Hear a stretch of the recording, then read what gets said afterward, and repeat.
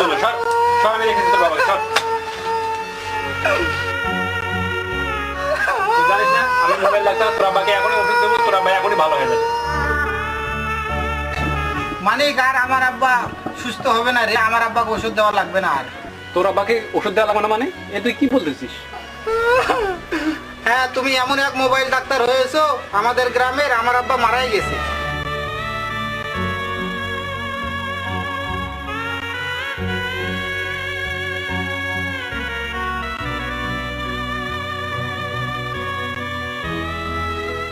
হ্যাঁ, তোর আব্বা মারা গেছে রে।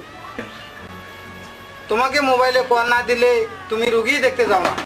আমি তোমাকে যখন রাস্তায় ডাকতে গেছিলাম তখন তুমি যদি আসতে তাহলে আমার বাবা বাঁচে থাকতো। হ্যাঁ, তুই ঠিকই করতেছিস। আমি যদি মোবাইল ডাক্তার না হতাম তাহলে পরে তোর আব্বা চিকিৎসা পাইতো। আমি মোবাইল ডাক্তার হয়ে বড় ভুল করেছি। আসলে কোনো ডাক্তার